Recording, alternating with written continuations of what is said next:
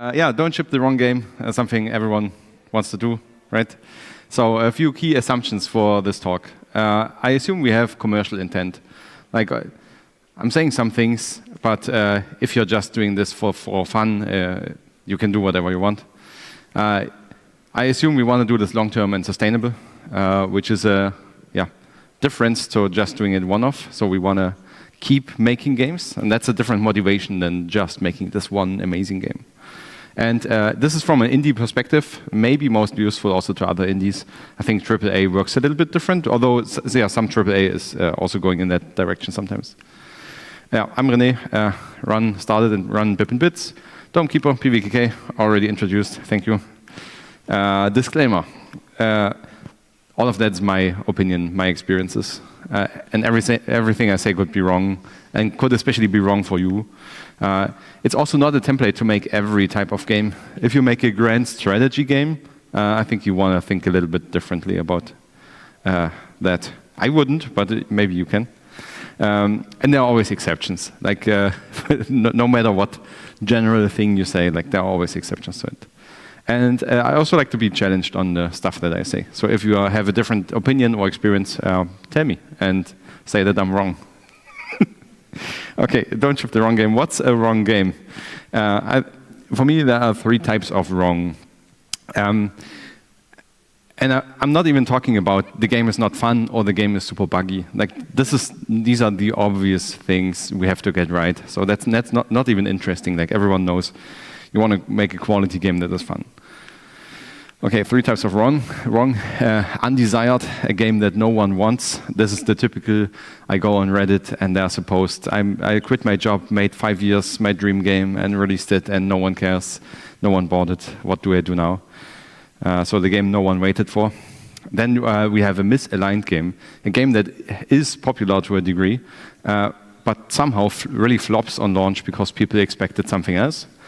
And also a classical thing, the overdeveloped game, where the game can be successful, but production stretch out way too much, and now basically the amount of units it would need to sell is so high that it will never recoup its cost. Anyone here making one of these? Yeah, a few. Yeah, I think maybe I also made each of those at some point. Okay, and how do we avoid this? To motivate that, I'll go a little bit about how we made Domekeeper. Domekeeper started as a game jam game in Ludum Dare, made in 3 days. It looked like this. So basically, you are in a mine, you dig down into the ground, fetch some resources, bring them up to your dome, where evil monsters are attacking your dome, and you buy upgrades, and then you spend those resources and get better at basically digging and defending. That was our 10th Ludum Dare, actually. And with that, we already had some kind of prototype validation, because people were feedbacking this game, and what they told us was very different than the 9 other games we made before. So they were really excited about this game. And it was intended as a 10-minute experience, but people kept playing for hours, sometimes 2 hours, sometimes across multiple days. And playtime doesn't really lie. Like if someone tells you the game is great, but they only want to play it for 5 minutes and never see it again, it's not really great, maybe. But yeah, here we saw the opposite. And eventually, there were also these Ludum Dare ratings, where your jam game gets rated by other jammers, and there it also did really well. So we had this validation from the prototype. So after 3 days, we had a working game, and we knew it worked, it was popular, it was fun, and lots of people were kind of attracted to it. What we did then is we were working on a bigger game. The game jam was just like a creative break, but we abandoned the bigger game immediately and went to, okay, let's work on the game that already is kind of proving itself. I expanded it, we expanded it. It was only a 2-person team and a composer. We added new monsters, built out the dome, added new upgrades, and this was about a month of work or 2 months. And the state after that, we eventually ended up releasing on Steam just without any campaign or anything. We just thought, hey, there's an event going on, Games Made in Germany. It has a section for demos. Let's release the demo we already have. And it kind of blew off at that point. So Retromation made the first video about this, and then other YouTubers, like he played the demo. He just saw it on Steam. We didn't even write to him. And then other YouTubers picked this up, and they like basically all over the world, YouTubers played it. Lots of impact here, and that was a good week for us. So basically, it was a 50,000, 7% increase in wishlists. A good day. And there's actually, that's the whole time I marketed the game. Like I did Reddit posts and Twitter and nearly a year, and I gathered like 1,000 wishlists, and that was a waste of time. And there was this one Best Indie Games, Clemmy. We were in one showcase of him, and that was this bump, and that was a really happy day for me. Like, I mean. If you have always like 0 to 2 wish lists a day, and then you have a day with 170, it's crazy. Like I thought, yeah, we've made it. It was a good day. Yeah, but that's also part of some games just won't do super well on social media. They need to be played to build a fan base, a hype. Yeah, and with that, with the Steam demo, we had also demo validation. We could see, okay, not only 500 people are playing this, but many thousands of people are interested in this. And on YouTube, it also proved this virality. So it basically propagated itself. So we went into production, made it, developed it further, made it look like this. Production was relatively short, only 9 months. Which was cut shorter by like events like PAX East and Gamescom needing to make demos for that and such. And we released, which was release that was more popular than I think anyone expected. We were in the top 10 sellers globally on Steam, only shortly, but it was still a good release. Yeah, and that's basically the stages I just showed, right? So we had the gem game, refined the prototype that led to the first demo. We made another demo, and then eventually we had the release. And what's important here, the durations increased. So we had this working game after 3 days. Then we expanded it for 8 weeks, and then we had 9 months of production. So you see the time scale is scaling up.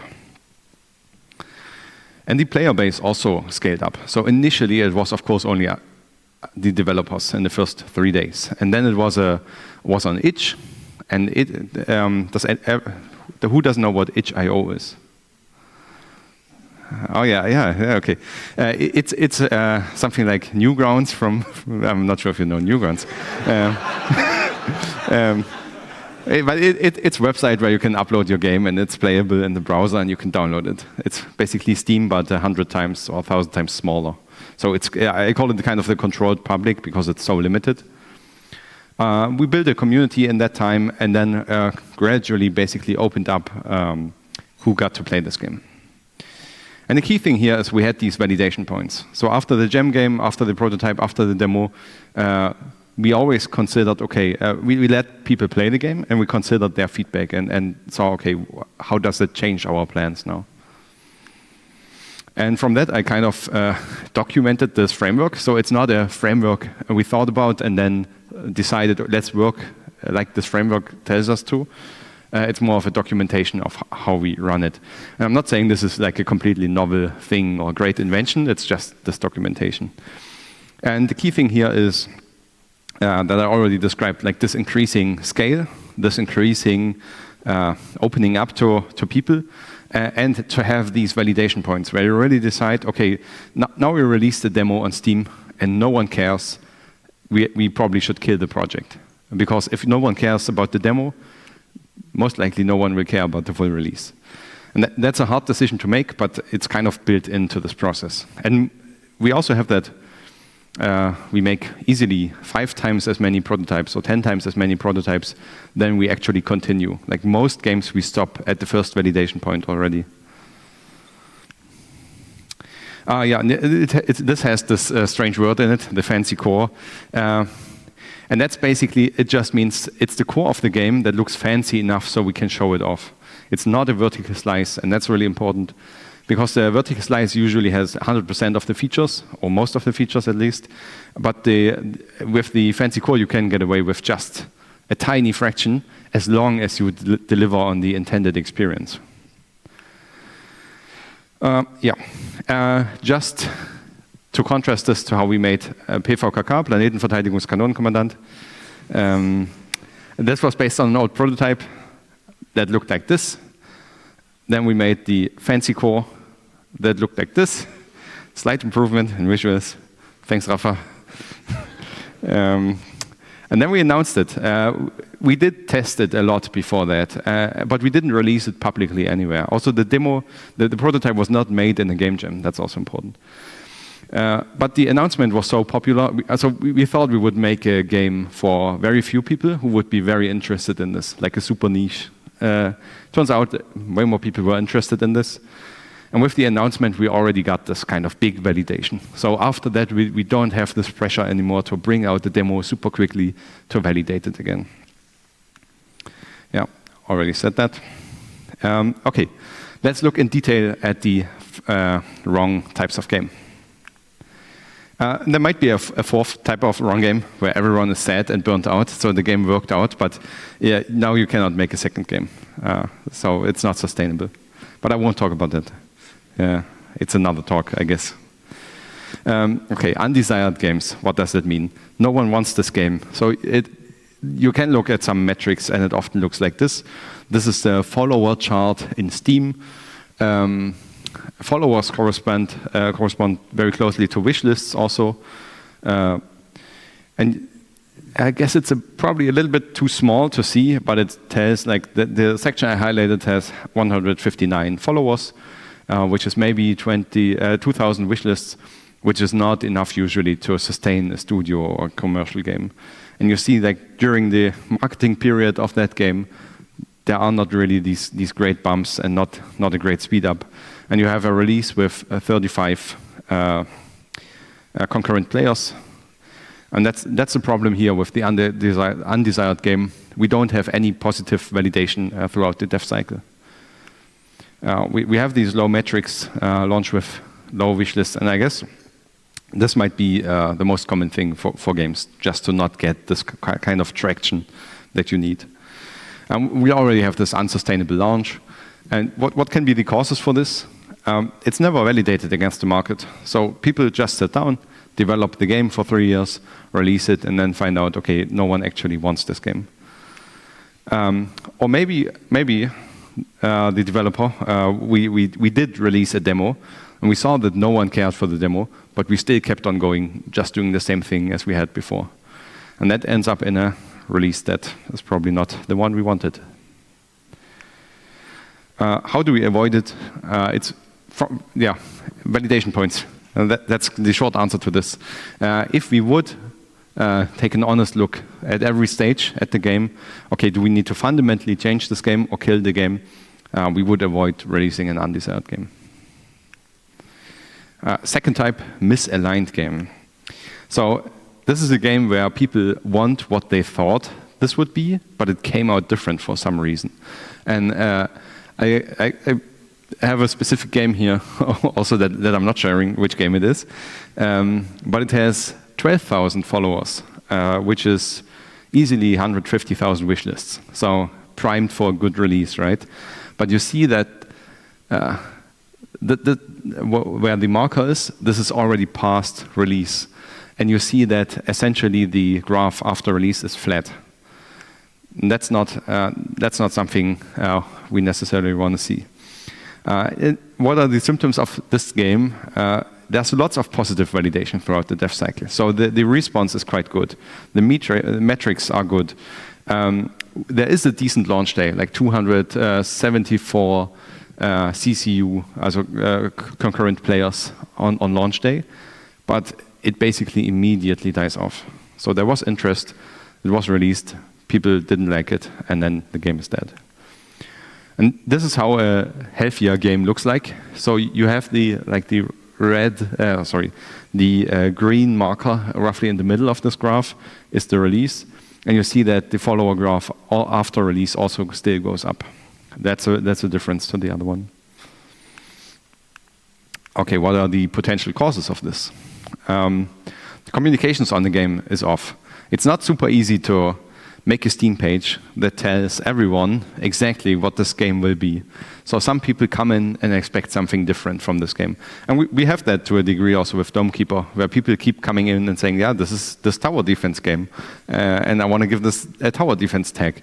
But it really has little to do with a tower defense game, actually. So yeah, we also struggle with that. But in this case, people don't mind so much, it seems. More importantly, the devs didn't understand or respect player sentiment. So the assumption here can be that they got this feedback about this game, where they made something, they had a playtest, and the playtest pointed towards problems, what they didn't like, where there was friction. And then either the developer didn't really act on this, or they misunderstood it, or didn't respect the player sentiment in the sense that they are going like, yeah, you just don't get it. The game is not for you, and the game is also not for you. And that's a problem.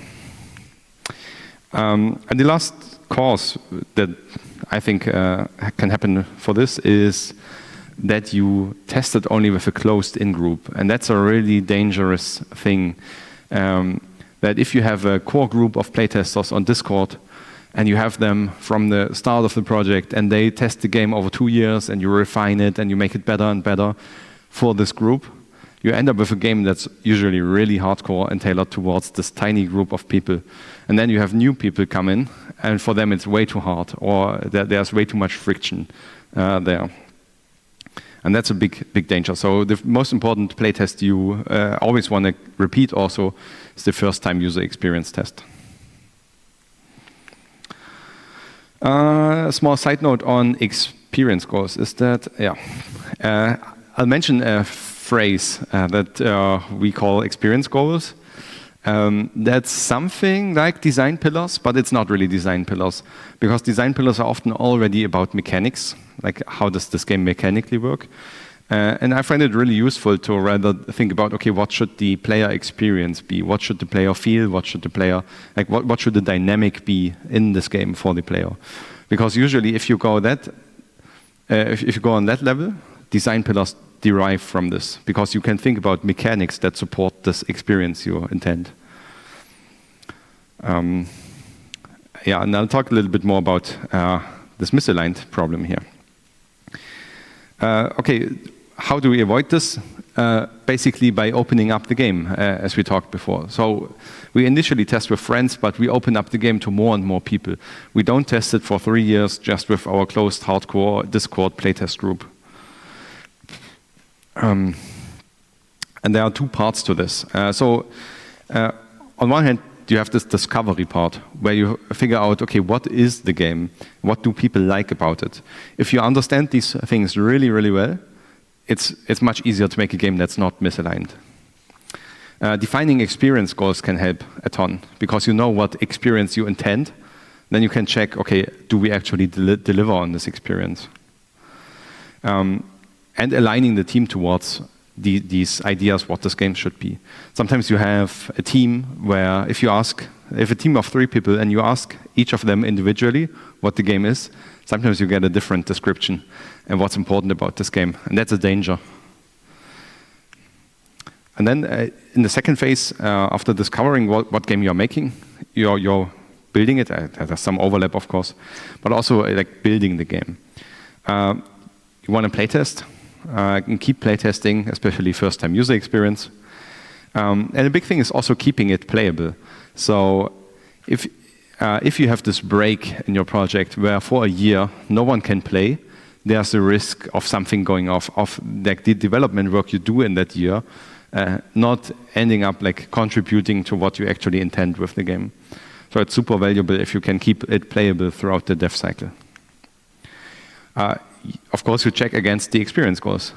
If I want to make a game that has, I don't know, emotional impact in regards to some emotion, like I want to make players angry, yeah, I can check, am I actually achieving this?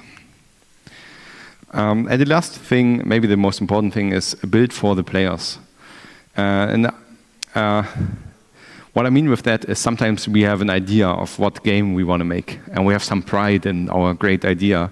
But then we get feedback where players are like, yeah, I don't like it so much. I want something else. And then you can go, yeah, you don't get it. It's not for you. It's my fantastic idea. I'm making the game for myself. Or you're a little bit more flexible and actually make what people want to play.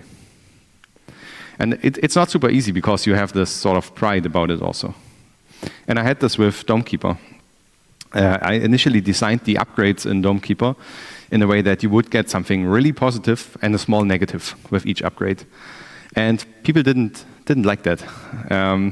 They didn't want these negative effects. I thought it was interesting because you had to reason about what negatives I can endure. So it's more complex and interesting. But they just wanted good stuff. They didn't want any problems. And I thought it made for the less interesting game, but I still made it that way. I changed it so that we only have positive upgrades, basically. In retrospect, it's easier for me to see why this was actually correct, and I was wrong thinking this would be the more interesting game. Or maybe it would be the more interesting game from a design perspective, but not the more coherent experience from a gameplay perspective, because Domekeeper itself is kind of this relaxed thing that you can play without thinking too much. You can get into it a little bit, but you don't need to think super deeply. So these complicated upgrades are not the best fit for this. So the players were right, and I was wrong, despite thinking I was right. But I had at least the modesty to listen to them and change it. Okay, third type of wrong game, overdeveloped. And that's also a tricky one that can easily happen. So the game is set up for success, but production ballooned and now we are bankrupt. The symptoms for this is, okay, we have some positive validation. There is indication that people actually want to play this game. We have medium metrics. We maybe not have. We don't have 1 million wish lists. Maybe if we have 1 million wish lists, it can hardly it doesn't matter so much if we take 3 times as long, I guess. But we don't. Maybe we have 20, 30, 40,000 wish lists or something like that. So we have a solid audience, but not huge. But we made this a huge multi-year project that has no chance of being profitable, despite a launch that fits. What has happened here? Potential causes. It can be the devs love the game too much. They just cannot let go of this. They have this bar of quality they have to hit, and they just keep working on it. I guess Silksong is the case here. There, the devs definitely they wrote about why they took so long, and they said, yeah, we just loved working on this. So it was less intended about what's a good way to bring this to release. They just wanted to work on it for long because they had fun making it. And that was their driver, which is also easy if you have 100 million in the bank like them. Too little production constraints. If you don't have constraints, like 100 million in the bank, then you don't have a constraint there. Like you don't need to release this. And that's, but not saying they had scope creep. Maybe they had, I don't know. Yeah, at least it's an invitation to scope creep. Like if you do a project, if you have a full-time job and you do this on the side, you're in a similar situation of not having this hard constraint. It has to be out in August or something like that. And often these kind of constraints can help keep this in check. One thing can also be an insecure or opinion volatile developer. And I've seen this in a few projects where they basically are at the third version of the combat system that's completely overhauled, and every 2 years the dev discovers that they don't love the combat system they made 2 years ago and now redo it completely. And that if that happens like 5 times, the game will take ages. And another, I think, interesting bit is overspend on art. It's very easy to invest a ton of money in the game looking great. But not every game profits in the same way of looking great. For some games, it's totally right.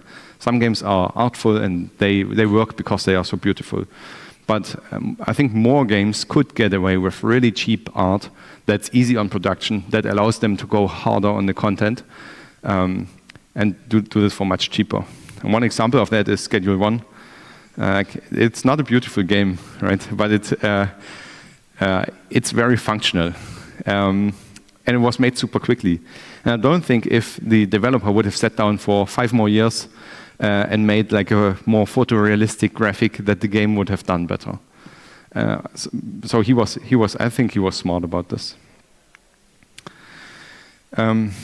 Okay, how do we avoid an overdeveloped game? We take this validation point that we have early, and that should inform the scope of the next stage. So if I make a prototype that's incredibly successful or popular, I can take a bit more time with the next stage. If I release a demo, and the demo is not doing great, but also not terrible, so not as terrible that I want to kill the project, but also not so great that I think, yeah, of course this game will work out.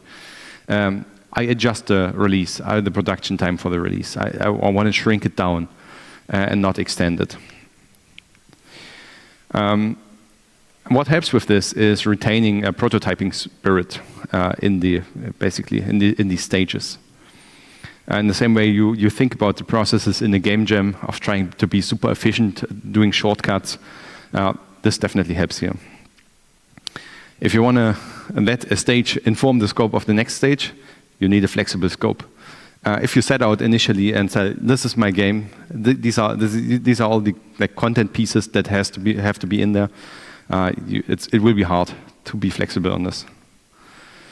And also having these experience goals and not a list of features makes it way easier to cut features, because sometimes it's hard to think about, okay, we have a leaderboard. Do we really need the leaderboard? Should we cut it? It's a cool feature. But if you think about the experience goal, like how much does it pay into making players angry, if that's your experience goal or something like that, it gets easier to evaluate and to cut them. These were the 3 wrong types. I have 2 more topics I want to talk about. I want to talk about validating a prototype. So you made a prototype, now you want to see if it's good or bad, and about making a prototype, or what helps us make prototypes fast. Okay, validating a prototype. Basically the first validation point we had. So we made a game in 3 days or a week or something like that. How do we find out if it's worth something? I have a bad metaphor for this from one of our gem games. It's similar like with prototypes. Sometimes you have a prototype that's very needy. One is already dead in the water. And one is just fat and healthy and is developing well and satisfied. I told you it's a bad metaphor. Okay, how do we validate this? We form a holistic view about the prototype. We take as many sources as we can and form a big picture from this. And I don't think we can have a really holistic view without releasing something. This was our first game, the first game jam game. We have to let people play your game, especially these unfriendly internet people. They give the most honest feedback. And the thing is, we learn with every playtest. We are already at Bippinbits. We are playtesting super early, but still, I don't, and we are playtesting often. I don't think I ever had a playtest where I thought, oh, this playtest we had was way too early. We didn't learn anything. We should have delayed the playtest. But I had plenty of playtests where I thought, yeah, we should have done this 2 months ago, actually. So it's always useful. And it's also actually motivating as developer, because sometimes you have this situation where you worked for half a year on a thing and you are not sure if it's good. It does feel a little bit good, but also a little bit bad. And you have this uncertainty, and uncertainty is really bad. And doing a playtest, you usually quickly see, okay, what are the things that I can improve? What are the things that are not working out great? And it brings this clarity and focus. So that's super helpful also to just stick to a project. And sometimes you can do a playtest and see the game is just horrible and you can kill it with a good conscience. There are these common fears of preventing validation. Like feeling, it's not good enough, or only 2 more months, and then we can playtest, and it's missing key features and won't be representative. But the thing is, it doesn't need all these things to be a valuable playtest, because the playtest, the result of the playtest doesn't need to be to understand if the game is good or bad. It's just about, okay, what can I improve in the game? And I can learn what I can improve way earlier than understanding if this works as a whole or not. There's another line here. Is that even readable? It's not the greatest contrast, right? yeah, and sometimes people have this fear that this damages their reputation, and then you have people who played it, and they played it, and it was bad, so they will never look at it again. And that might be true, but it does not matter. It's so few people that end up playtesting. It does not matter. Okay, validation. We can look at the game jam results if this was a prototype from a game jam. And I want to make an example here. So we had Dome Keeper in this game jam. By then it was called Dome Romantic, which is just a pun on Dorf Romantic. And we had Lavender Fields, another jam game we made a few jams after this, where you are this fennec farming for lavender, and you employ your friends to help you with the work. You get some raccoons to harvest and such. But at night, these gnomes come and they trample your fields and abduct your friends and steal your lavender. So naturally, you pull out your gun and shoot the gnomes. Only logical consequence. Yeah, and you build this nice little kingdom here. And these were the results for this game. And you can see that in the ratings, Lavender Fields is generally a better game than Dome Romantic. So it was rated higher, it was a better experience. But I would still very much rather do the left game, because it has 270 ratings, and the other one only has 60 ratings. And we did about the same in terms of marketing for each game. But so if I made a blog post about Lavender Fields, 5 people went in and played the game. If I did a blog post on the Ludum Dare webpage about Dome, 30 people went in and played the game. So it already has the sort of pull. It brings people in relatively effortlessly. And I'm very convinced also that we can make the game better. We can make the game more fun. That's just like the craft of making games. But making a game more appealing is way harder. Like understanding, okay, what brings and pulls in people. Okay, itch.io stats. itch.io is the website where we released this, and we can look at the statistics there. So we get ratings, star ratings, so we know both like the amount of ratings, but also the like average of stars. And I don't actually care about the average of stars. I never look at this. Only the amount of ratings I care about. And on itch.io you also have these collections. These are just like these lists that you can make of games with whatever, for whatever reason. And these are the statistics for our games, or at least were, like when I made the presentation half a year ago, or something like that. And you can see, okay, it's sorted by views, and views correspond, like all of these games are browser playable. And if like 80% or 70% of views convert to browser playables, where people play this in the browser, and some of them just download it, and some of them don't do anything. So you have games, all of these were made in Ludum Dare. All of these were like marketed in roughly the same way, but you see a factor of, what is that? 1,000? Is that 100? 100 difference, like 2 orders of magnitude. So yeah, of course, yeah, big numbers is good. So the top games are the best. But we can learn something more from this. So we can look at Lavender Fields here and Dome, and we see, yeah, Dome was way more popular. So is Lavender Fields just a bad game? We can investigate this a little bit more. So we have these ratings and collections, and with that we can think about this metric for engagement. And the assumption here is that if you have a desire for the game you just played, you will leave a rating or review, or you will save this for later in some way in a collection. The worst case is if someone is interested in a game, checks it out, starts it, the game is horrible, they immediately do not care in any way about the game. They will just go away. They will not leave a rating or review. And what I did is then just calculate basically how many plays did the game need to generate 1 rating or 1 collection. And we can see that Lavender Fields actually has a quite good engagement. So from that, I think we can deduce that Lavender Fields is not a... Oh, sorry, I should not have... I did drink this before the talk. I should not have done that. It's a beginner mistake. Yeah, Lavender Fields is an engaging game. So people who play it really like it. They are very likely, in comparison to the other games, to leave a rating, to leave a comment, a review. So if we want to, for example, think about Lavender Fields, we know that the mechanics work, so we can think, so it's more clear, somehow the appeal is not there. So either the fantasy does not work, maybe it's not interesting for people to farm in that way. Maybe the graphic style is not working, and we could try to switch this up, make this a 3D first-person game, and see if it works then. If we are like still super interested in this. In contrast to, for example, the game above or below, they have similar numbers like Lavender Fields in terms of how many plays did they get, but they have quite terrible engagement. So we know, okay, these are just not fun games. And it might be a little bit confusing that Dome has a bad engagement, but that's basically down to the number of plays being so much bigger and to the crowd. So generally there's this trend of the more plays a game gets, the worse the engagement is.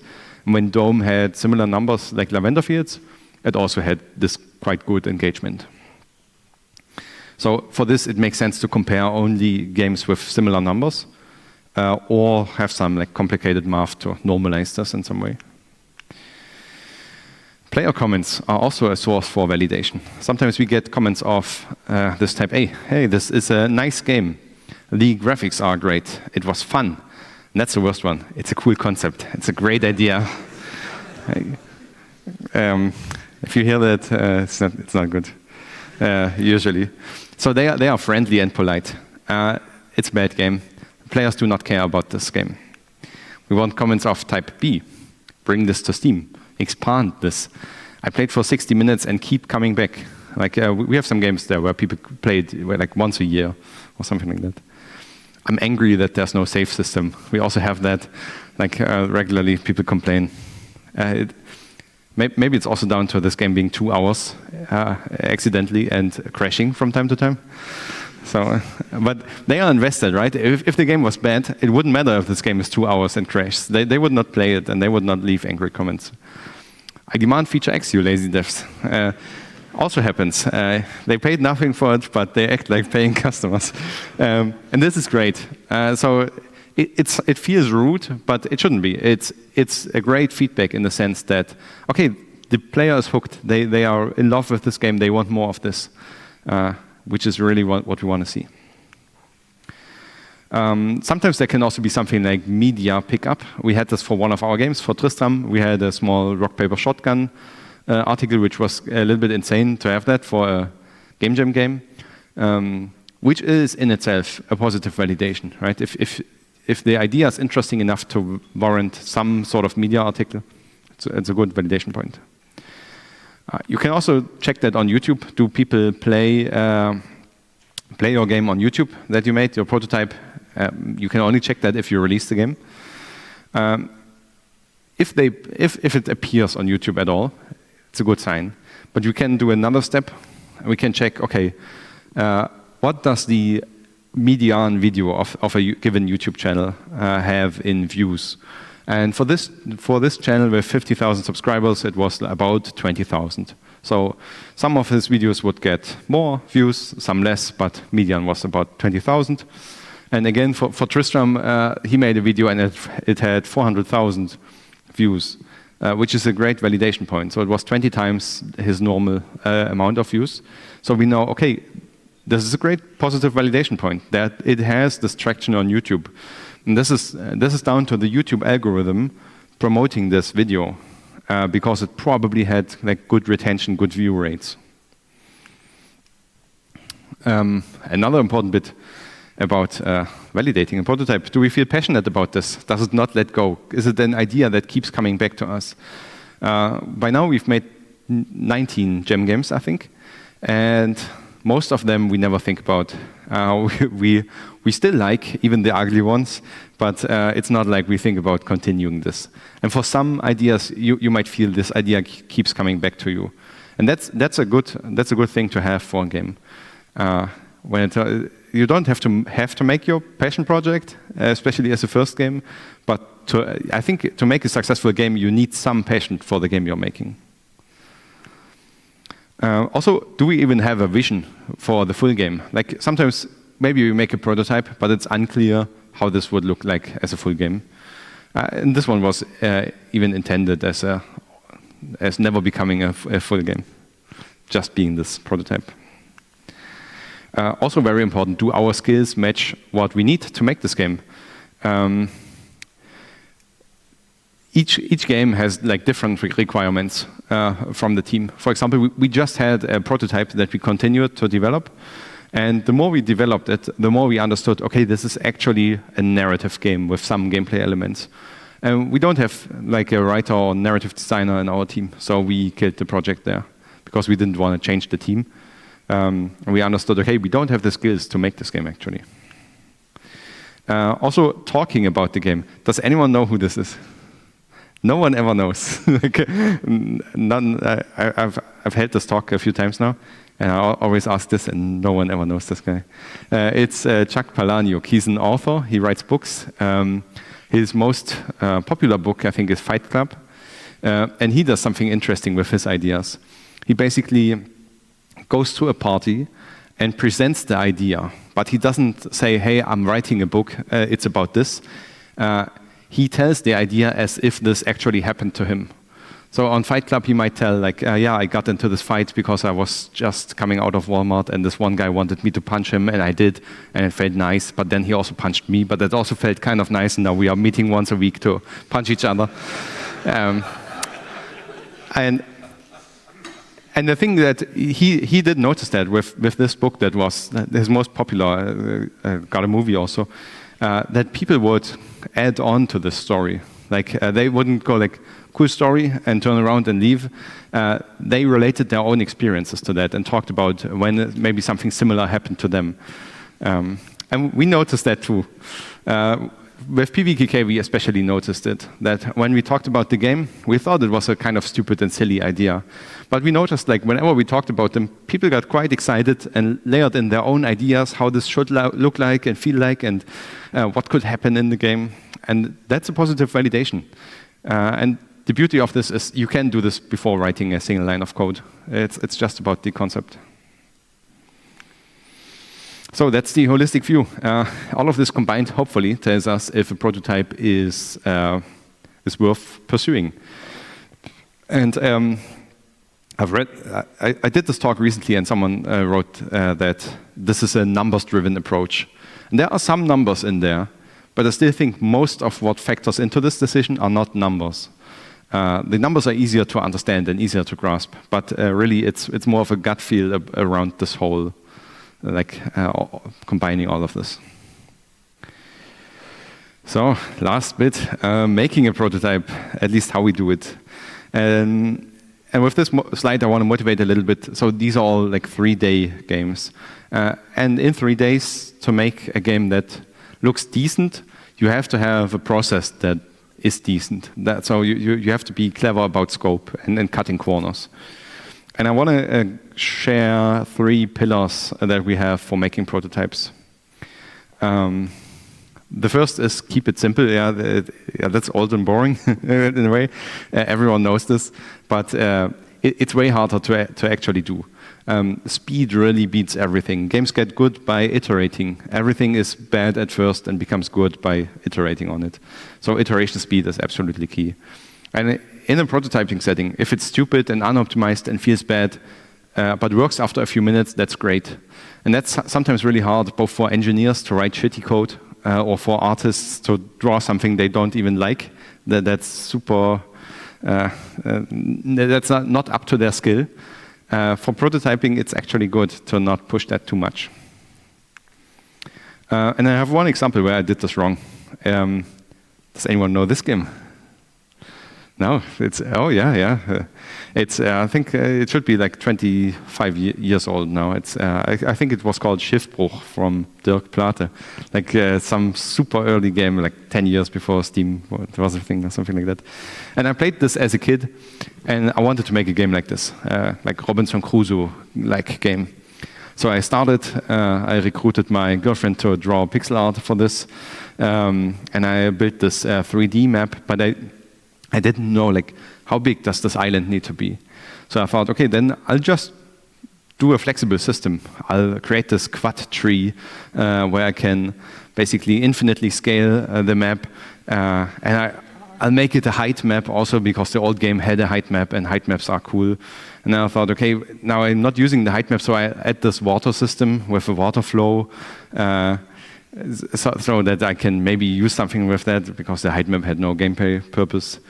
And that was really bad. Like I took 6 months to make all of this. It was also a different age in technology. Like nowadays you could do it quicker, but this was still a time where you would handcraft a byte array and manually push it onto the GPU and then change it in the GPU memory directly. Also without an engine, just with OpenGL bindings. So that's why it took a while. And it was super stupid. I didn't know what I needed, so I built something flexible. So the thing is, we have to clarify requirements as soon as possible or stay as simple as we can. And the problem is in prototyping, you never know the requirements because you don't know the game yet. So you have to stay as simple as you can. And I should have just said something like, okay, the island is 200 by 200 tiles. That's it, no flexibility. And then I can adapt the game design around this or scale it up a little bit.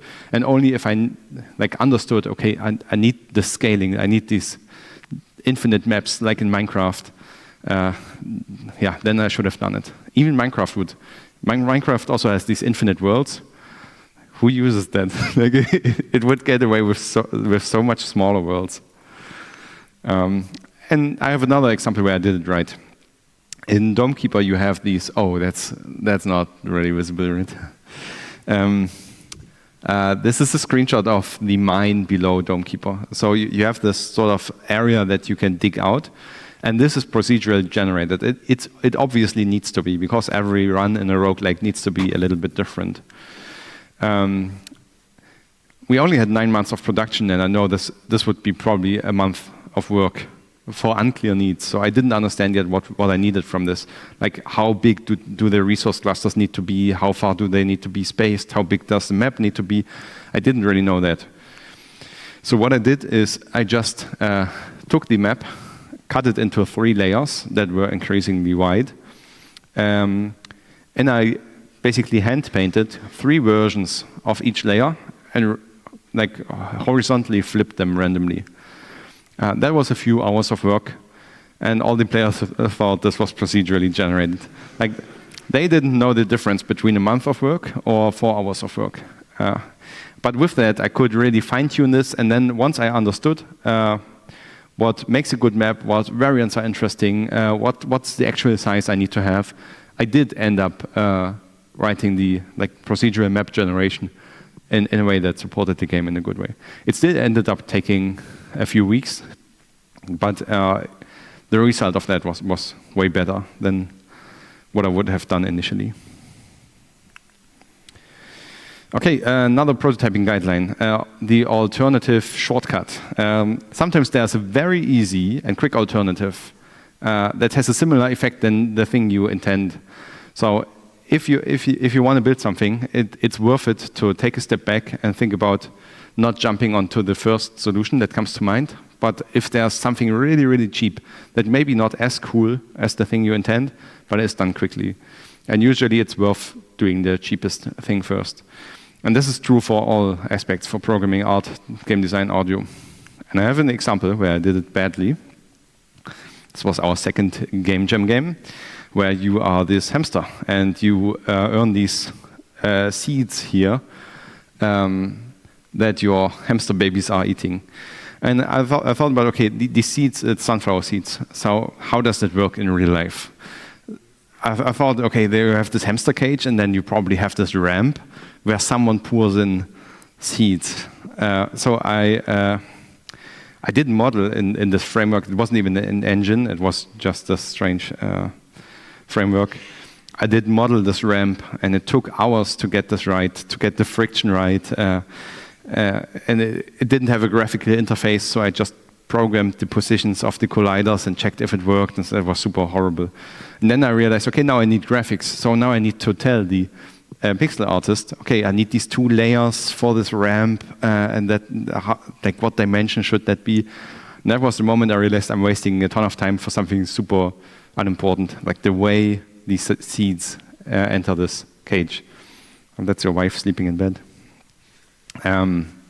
So you go to work, of course, in a wheel, and there, I had the seeds just drop in from above.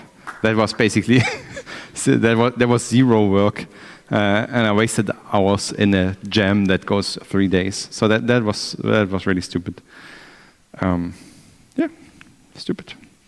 The third thing we do that's really helpful is to say, like, 80% quality is enough. It has to be good enough. Let's save time, move on, leave it at 80%, come back to it later if there's still time. There's never time. And usually it's also, you don't even care about it anymore after you are like a few hours removed from making this. There are very few exceptions to that, like the player controller, like how the player moves, that should always feel really good. Like there it makes sense to go like hard on quality. But what this also does is it basically frees up the team from this expectation. So if I have an artist on the team and they have some pride and they also don't want to look like, okay, this shitty drawing is the best I could make. That they want to make something good. But if everyone in the team understands this is not to the best of their ability, that's to the fastest of what was possible, and it's low quality intentionally, that makes it much easier for everyone to make something that's not fantastic in itself, but in the combined picture, you are just faster, and you can make it good later. And I have one example from Dome Keeper. This is the loadout. It's a roguelike, so you choose some sort of setup. It's not super visible. You choose some setup what you want to take with you for this run. And the problem here is, it's too bad. It's annoying. The thing here is this background that you see a little bit behind. It looks like this. Basically, it's this world. But actually, the worlds in Dome Keeper look more like this. This is not 80% there of this. It's way less. And this was never intended to go into the game. This was just a test. When we tried to figure out the layering of how we want to structure the game, the worlds, how many layers do we want to have, parallax. This was just an art test. And I threw it in just as in the loadout as a placeholder. And the whole loadout itself was only intended for the PAX East demo. It was also not my intention to release this. So it was super low quality, and we released like this, and no one cared. And no one cared that this was a placeholder that was never intended to be seen by anyone. We got away with it was no problem. And we could have spent 2 weeks of some artist's time to polish that, but it didn't matter. In this case, way less than 80% was enough. Guidelines. With that, I'm finished.